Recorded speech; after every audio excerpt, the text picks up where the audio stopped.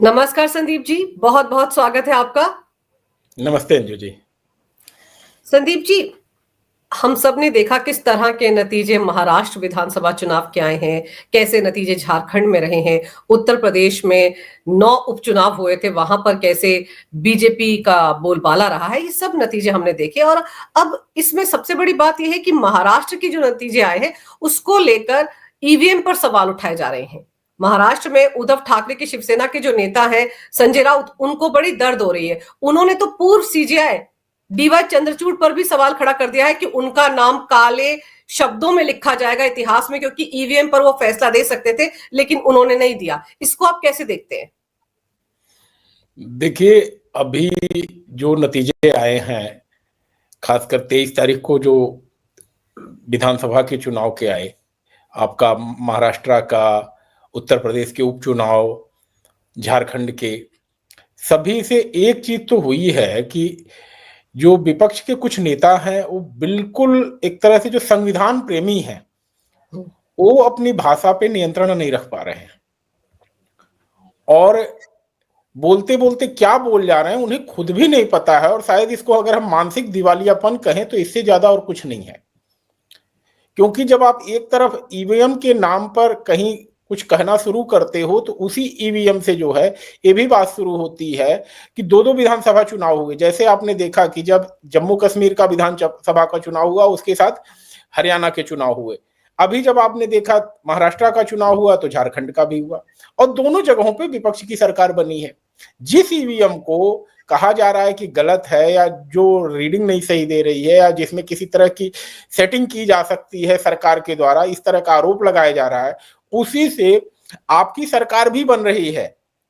तो भाई बेहतर है कि अगर आपको लगता है कि ईवीएम से गलत हो रही है तो इस चीज पे अपनी सरकारों को आप रिजाइन दे करके इलेक्शन कमीशन से बोलिए कि भाई हम इस रिजल्ट को नहीं मानते, हम तो गलत तरीके से जीत के आए हैं। पहले कहते हैं ना, चैरिटी बिगिंस एट होम, पहले घर से शुरू किया जाता है।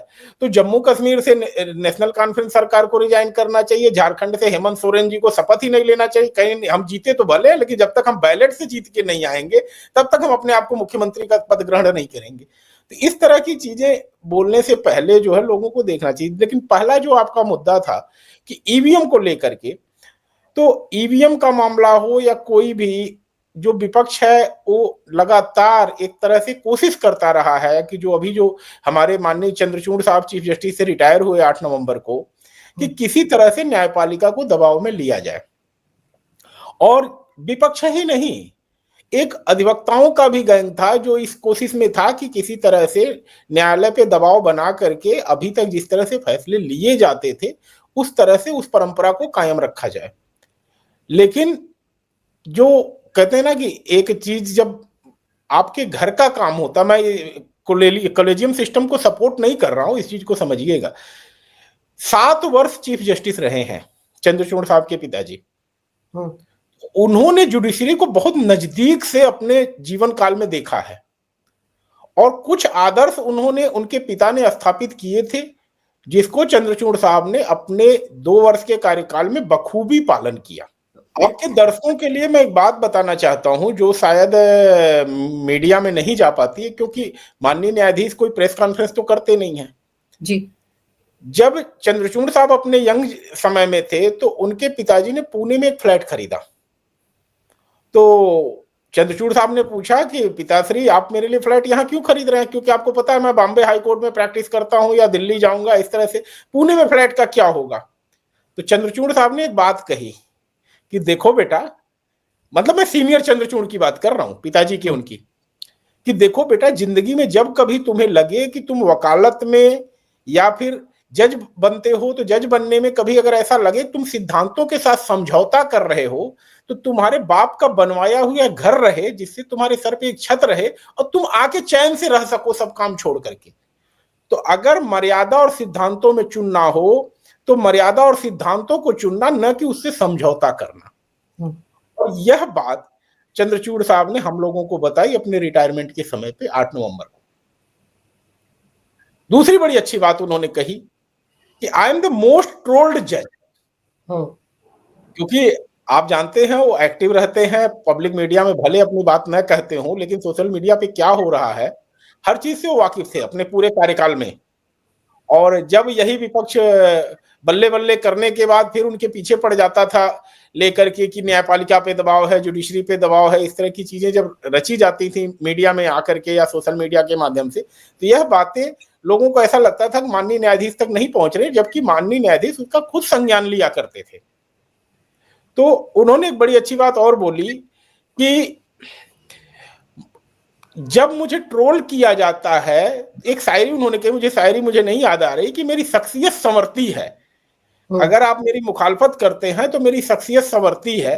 तो इस तरह से जब मुझे ट्रोल किया जाता है तो मैं अपने आप को और परफेक्ट बना पाता हूं।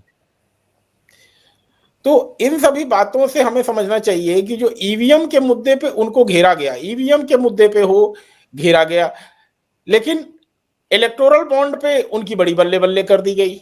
जब चंडीगढ़ मेयर का फैसला उन्होंने पलटा तो कहा गया न्यायपालिका जीत गई, लोकतंत्र जीत गया, संविधान जीत गया। तो इस तरह से डबल स्टैंडर्ड पे बातें कैसे हो जाती। अभी तो सबसे बड़ी आश्चर्य की बात है कि संविधान प्रेमी गैंग के सरगना हमारे अखिलेश यादव जी की पार्टी के रामगोपाल यादव जी कल क्या बोले, सुना ना आपने? उन्होंने कहा कि अगर वोट नहीं डालने दिएगा तो पत्थर तो चलेंगे ही। हाँ, बताइए, जस्टिफाई कर रहे थे वो संभल में जो कुछ हुआ। आप सांसद हो, आप राज्यसभा सांसद हो, आप विधायक हो, आप जनप्रतिनिधि हो, आप नुमाइंदगी करते हो 5 लाख 10 लाख 20 लाख लोगों की। आपकी एक बात पे कहीं भी हिंसा भड़क सकती है। जब एक जगह हिंसा भड़की हुई है, पुलिस उस चीज को कंट्रोल करने की कोशिश कर रही है, तो वहां पर आग में घी डालने का आप काम कर रहे हैं और सिस्टम आपको करने दे रहा है। सबसे बड़ी बात है, कैसे तानाशाह है मोदी जी, कैसे तानाशाह है योगी जी कि इतनी बड़ी बात बोलने का मौका दे रहे हैं इन लोगों को। अगर सही मायने में तानाशाह होते ना, हिम्मत नहीं होती लोगों को बोलने की, और बोलने के बाद गायब हो जाते, पता भी नहीं चलता। इतना बोलने के बाद खुली हवा में सांस ले रहे हैं। पर संदीप जी, ईवीएम का मामला तो काफी दिन तक सुना गया सुप्रीम कोर्ट में, और उस वक्त अगर इनके पास कुछ सबूत थे कि ईवीएम को इस तरह से हैक किया जा सकता है, तो वो सबूत इनको उसके सामने रखने चाहिए थे। और आपको याद होगा 2017-16 में भी ऐसा हुआ था, जब चुनाव आयोग ने कहा था कि जिस जिसके पास सबूत हैं, जो जो हैक कर सकते हैं ईवीएम को, कैसे हैक होती है, अगर उसके पास सबूत है, आकर हमारी वाली ईवीएम को हैक करके दिखाए। तो तब तो इन्होंने कुछ नहीं किया, लेकिन बार बार अपनी नाकामी का ठीकरा ईवीएम पर फोड़ना, एक्स सीजेआई पर फोड़ना, चुनाव आयोग पर फोड़ना, ये कहां तक जस्टिफाइड है? देखिए, चुनाव आयोग के साथ सबसे बड़ी दिक्कत यह है कि वो जुडिशरी जैसी पावर उसके पास नहीं है। नहीं तो अगर आप न्यायपालिका में न्याय मांगने जाते हैं तो आप जजों पे आरोप नहीं लगा सकते। तो अगर लोकसभा के चुनाव हो रहे हैं, विधानसभा के चुनाव हो रहे हैं, तो यह एक ऐसा सिस्टम होना चाहिए कि आप इलेक्शन कमिश्नर्स के ऊपर भी प्रेशर नहीं बना सकते जब तक कि चुनाव संपन्न ना हो जाए। आप हर समय अधिकारियों के ऊपर प्रेशर बनाते हैं कि किसी तरह से चीजें जो है उनके फेवर में की जाएं। हमेशा इस बात का कोशिश होता है। तो इलेक्शन कमीशन के खिलाफ भी बोलने पर कार्यवाही होनी चाहिए, और इसके लिए कानून में प्रावधान है, और इलेक्शन कमीशन को खुद अपनी इस पावर को निजात करना चाहिए, जिससे कि कल को कोई व्यक्ति अगर इलेक्शन कमीशन के खिलाफ उटपटांग बातें करता है या लोकतंत्र में मतदाताओं को किसी तरह से भ्रमित करता है, तो ऐसी स्थिति में इलेक्शन कमीशन खुद संज्ञान लेकर के उनके खिलाफ कार्यवाही कर सके। बिना किसी तथ्य के अगर आप अपनी बात इस तरह से मैनिपुलेट करके मतदाताओं को भ्रमित करते हैं, जिनसे वोटेज पोल परसेंटेज प्रभावी होता है। आप बताइए, लोगों ने मीडिया में वीडियो चलाना शुरू कर दिया, एडिट करके 23 सेकंड का वीडियो लेकर के आ गए कि पुलिस वोट नहीं डालने दे रही है। जिन लोगों ने ये वीडियो डाला उनके खिलाफ इलेक्शन कमीशन को एफआईआर दर्ज करके तुरंत कार्यवाही करनी चाहिए। आपने पूरे इलेक्शन रिजल्ट को प्रभावित किया है उस वीडियो से। तो इस पावर को इलेक्शन कमीशन को एक्सरसाइज करनी चाहिए। बड़ा दुर्भाग्यपूर्ण है ये चीजें। और सर, फिर आप ये सोचिए कि एक तरफ आप ईवीएम पर दोष लगाते हैं, दूसरी तरफ अखिलेश यादव ने चुनाव से, मतदान से एक दिन पहले एक चिट्ठी लिख डाली चुनाव आयोग को कि जो बुर्के में महिलाएं वोट डालने के लिए आएंगी उनकी चेकिंग ना हो। बताइए, ये कैसी मांग थी? आप फर्जी वोटिंग को बढ़ावा देना चाहते थे कि बुरके में एक महिला ने यहां वोट डाला, दूसरे में कहीं और डाल देंगी, तीसरे में कहीं और डाल देंगी। चेकिंग क्यों ना हो? अगर बिना बुरके वाली महिलाओं की चेकिंग हो सकती है तो बुरके वालियों की चेकिंग क्यों ना हो? अंजू जी, एक चीज देखिए, हित सभी पार्टियों का जुड़ा हुआ है। नहीं तो एक योजना बनी थी कि जितने भी इलेक्शन आई कार्ड है उनको आधार कार्ड से लिंक किया जाए। एक पोर्टल भी आया था एनएसवीपी। एनएसवीपी में क्या था कि आपको अपना एपिक आईडी डाल के और उसके बाद आधार नंबर डाल के आधार से इलेक्शन आई कार्ड को लिंक करना था। लेकिन होता क्या, इस चीज को होने के बाद जितने भी इलेक्शन कार्ड होते फर्जी होते वो सारे बाहर आ जाते, क्योंकि हर इलेक्शन आई कार्ड के साथ एक आधार कार्ड लिंक हो जाता। और फर्जी वोट, मैं आरोप नहीं लगा रहा हूं किसी के ऊपर, लेकिन वोट मिलना चाहिए, चाहे फर्जी हो चाहे जैसे हो, आना चाहिए, और ये सभी को अच्छा लगता है। और शायद इसीलिए इलेक्शन आई कार्ड को आधार से लिंक करने वाला प्रोजेक्ट कहीं न कहीं उसी तरह ठंडे बस्ते में पड़ा रहा, जैसे कि कभी फास्टैग पड़ा हुआ था, कभी हाई सिक्योरिटी प्लेट पड़ी हुई थी। और जब एक सशक्त सरकार आई तो उसने इन सब चीजों को इंप्लीमेंट किया। तो आने वाले समय में एक दिन ये भी चीज होगी कि सारे आधार कार्ड से जो है इलेक्शन आई कार्ड लिंक होंगे, और जो फर्जी वोटर हैं, जो बिना किसी डॉक्यूमेंट के इलेक्शन आई कार्ड लोकल नेताओं के प्रभाव से वोटर लिस्ट में शामिल हो जाते हैं, उनका नाम गायब होगा। और आपने देखा होगा कि जब भी चुनाव होते हैं तो चुनाव से कुछ दिन पहले वोटर लिस्ट तैयार होती है। और लोकसभा और विधानसभा के चुनाव में तो चलिए एपिक यूज होता है, election photo I card use होता है। अगर आप स्थानीय निकाय के चुनाव देखेंगे तो उसमें फोटो भी नहीं लगता है, उसमें सिर्फ और सिर्फ नाम होते हैं। तो इस प्रक्रिया को कोई बदलना ही नहीं चाहता है। जिस तरह बात होती है वन नेशन वन इलेक्शन, उसी तरह होना चाहिए one nation one voter list. एक वोटर लिस्ट हर 6 महीने पे बननी चाहिए, एकदम सेट फार्मूले के हिसाब से हर 6 महीने पे बनेगा, चुनाव चाहे जब हो। आप प्राइवेट कंपनीज को आउटसोर्स कर दीजिए इस काम को, जिस तरह से पासपोर्ट का काम होता है। लेकिन होता क्या है कि यहाँ पे रेवेन्यू के अधिकारियों को लगाया जाता है इस काम में, वो किसी का नाम काट देते हैं, किसी का छोड़ देते हैं, ड्यू प्रोसेस भी फॉलो नहीं करते, और फिर जो पार्टी होती है अपने लोगों का नाम डलवाती है वोटर लिस्ट में, और जो विपक्ष में होता है उसका नाम कुछ ना कुछ रह ही जाता है। तो जो मैं चीजें कह रहा हूं कि इलेक्शन कमीशन को सबसे पहले अपने वोटर आई कार्ड को भी ठीक करना पड़ेगा, और यह कॉल इलेक्शन कमीशन को ही लेना पड़ेगा, पॉलिटिकल पार्टी जिसको नहीं लेंगी। और सर, ताज्जुब की बात यह है कि ईवीएम की बात करते करते कांग्रेस की तरफ से इस तरह की दलीलें भी दी गई कि ये बहुत बड़ी चाल है बीजेपी की।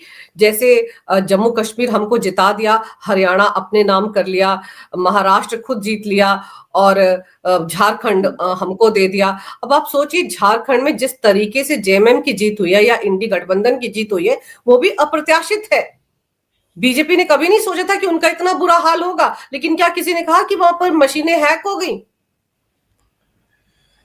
देखिए, है क्या कि कभी कभी जब आप अपनी रीथिंक नहीं करते हैं ना, इस नतीजों को बैठ के सोचना चाहिए कि आखिर क्यों हमसे वोटर खसक रहा है। हम लोगों को भी आपने देखा, अभी जो एक सीट जहां से उत्तर प्रदेश में निकली है, जहां पे मुस्लिम बहुल थी, करीब 65% या 80% है, कुंदरकी की सीट जहां 60% की सीट। तो बाहर के लोगों को समझ में नहीं आ रहा था कि हुआ कैसे, हो सकता है ईवीएम हैक हो गई। भाई 65% मुसलमान थे, एक हिंदू प्रत्याशी कैसे जीत गया वहां पे।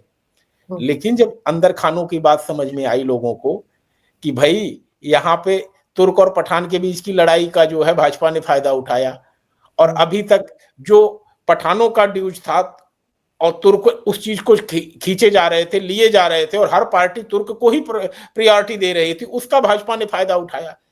तो इंटरनल बातें जो है ये भी लोगों को पता चलनी चाहिए कि ईवीएम हैक कैसे होती है।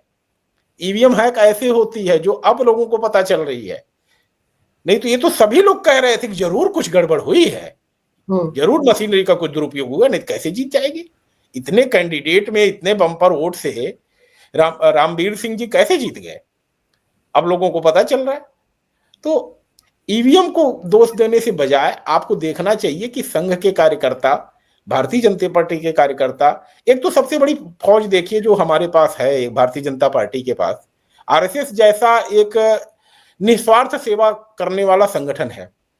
भारतीय जनता पार्टी के लोगों को हो सकता है कि होटल बनवाने के लिए जमीन चाहिए, सड़क पर नाली खड़ंजा पुलिया बनवाने के लिए ठेका चाहिए, किसी को पेट्रोल पंप चाहिए, कुछ चाहिए, लेकिन एक राष्ट्रीय स्वयंसेवक संघ का कार्यकर्ता जो होता है वो पैंट शर्ट में साधु होता है, वो अपने परिवार को भी छोड़ चुका होता है, सबको छोड़ चुका होता है राष्ट्र कार्य के लिए।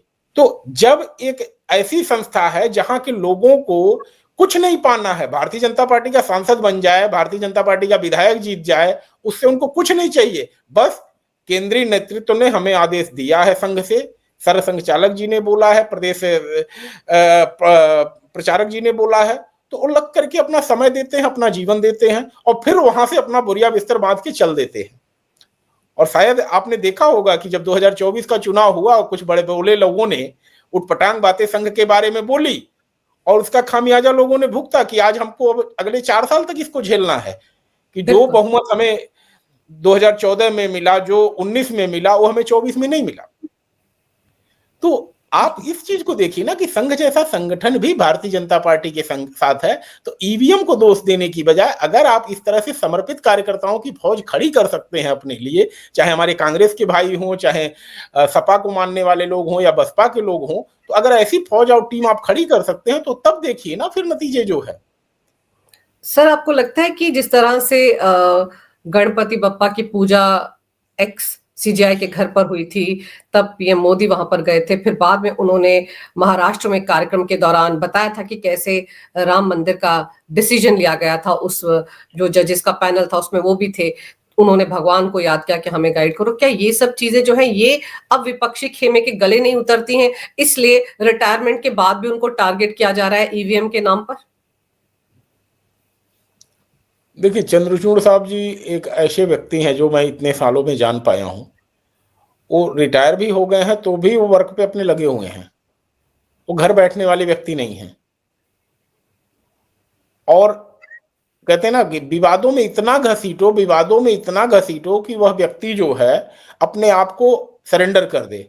लेकिन अब समझना चाहिए कि अब उनके ऊपर सीजीआई का दायित्व तो नहीं है, अब वो किसी संवैधानिक सत्ता से बंधे हुए नहीं हैं और आज की तारीख में वह स्वतंत्र रूप से वो सारे अधिकार रखते हैं जो एक सामान्य नागरिक आम जन रखता है।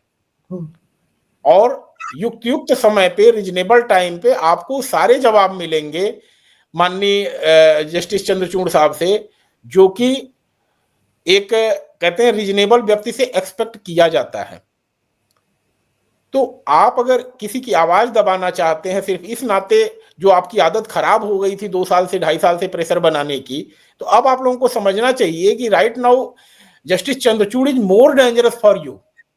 Earlier he was bound by the constitution, he was bound by his oath, अपने शपथ से वो बंधे हुए थे, संविधान से बंधे हुए थे। आज की तारीख में अब वो स्वतंत्र हैं और आपको सही समय पे सही जवाब वो देंगे और मुझे पूरा विश्वास है उनके ऊपर। और मैं इसलिए कह रहा हूं कि मैंने उन्हें देखा है कि उस व्यक्ति ने, जब वो कुर्सी पे होते थे तब वो न्यायमूर्ति होते थे, लेकिन जैसे ही कुर्सी से उतरते थे एक आम अधिवक्ता भाई की तरह हम लोगों के बीच आते थे, बैठते थे। हमने उन्हें अपनी कैंटीन में आके साथ चाय पीते हुए देखा है, अपने साथी जजों को लेकर के आ गए हम लोगों की कैंटीन में और हम लोगों की टेबल पे बैठ के हम लोगों के साथ चाय पी उन्होंने। तो उन्हें पद का कोई मोह नहीं है, पद से कोई बहुत ज्यादा लगाव भी नहीं था। अब मिला है पद तो उसको सुशोभित होना कोई गुरेज नहीं है उसमें। कई मुद्दों पे उन्होंने खुल करके बात अपनी रखी है और जब लाइव स्ट्रीमिंग हम लोग देखते थे तो उन्होंने किसी को नहीं छोड़ा। अब देखिए ना, कभी कभी तुषार मेहता को डांट लगती थी, कभी कपिल सिब्बल को फटकार लगती थी और शायद ये बात जाते जाते कपिल सिब्बल भी समझ गए। अंतिम में उन्होंने कहा कि मैं तो आपके पिता के साथ भी काम किया, आपके साथ भी काम किया, लेकिन you are more effective and outspoken, आप उनकी तुलना में ज्यादा खुल के बोलने वाले रहे हैं और मैं इस चीज को अप्रिसिएट करता हूं। तो जब आपके मुखालफत करने वाले लोग, वही बात शायरी थी कि मुखालफत जब आपके लोग करने वाले होते हैं तो आपकी शख्सियत निखरती है। तो जब आपके मुखालफत करने वाले लोग आपके साथ, आपके समर्थन में खड़े हो जाएं तो आप मानिए कि आपने कुछ अच्छा काम किया है। तो सीजीआई साहब को हमेशा टारगेट किया जाएगा। अब मैं सीजीआई साहब कह रहा हूं तो इसके लिए माफी चाहता हूं कि संजीव खन्ना जी को ना कोई समझे जो है। तो चंद्रचूड़ साहब टारगेट किए जाएंगे और चंद्रचूड़ साहब उसका समय पे जवाब भी देंगे। और हम सभी लोग चाहते हैं कि, इच्छा भी है देश के नागरिकों की, कि न्यायपालिका के न्यायाधीश कभी भी बिना सिर पैर की बातों का जो बयानबाजी करते हैं, खासकर राजनीतिक लोग, पॉलिटिकल लोग, या फिर मीडिया में कुछ लोग मित्र आकर के अपने किसी निजी हित के चलते करते हैं, कुछ पत्रकार बंधु भी करते हैं, अब नाम मैं नहीं ले रहा हूं, आप भी जानती हैं। तो इन सब से परे आकर के अपना संविधान के प्रति समर्पित होकर के, जो ओथ है उसके प्रति समर्पित होकर के अपने निर्णय दें, और बिना किसी डर और भय के। क्योंकि आपको संविधान से वो प्रोटेक्शन मिला हुआ है जिसमें आपको आजीवन बिना संसद के कार्यवाही के आपको आपके पद से नहीं हटाया जा सकता, आपके साथ एक भी इंच किसी तरह से आपको इधर से उधर नहीं हिलाया जा सकता। तो संविधान निर्माताओं ने भारत के हाई कोर्ट के जजेज और सुप्रीम कोर्ट के जजेज को जो प्रोटेक्शन दे रखा है, उसके चलते न्यायपालिका पूरी तरह से स्वतंत्र है, और इस तरह के ट्रोलिंग से जो है किसी तरह से प्रभाव नहीं पड़ने वाला है। हाँ, ईवीएम का रोना हर चुनाव में होगा, अभी अगले 5 साल तक ही होता रहेगा ईवीएम पर रोना। तो चलिए सर, अब ये उम्मीद करते हैं कि एक्स सीजेआई डीवाई चंद्रचूड़ साहब जरूर जवाब देंगे, कम से कम संजय राउत ने जो आरोप उन पर लगाए हैं उनका जवाब तो जरूर देंगे वक्त आने पर। आपने सर इस विषय पर विस्तार से जानकारी दी मेरे दर्शकों के, मेरे लिए समय दिया, आपका बहुत बहुत धन्यवाद। नमस्कार।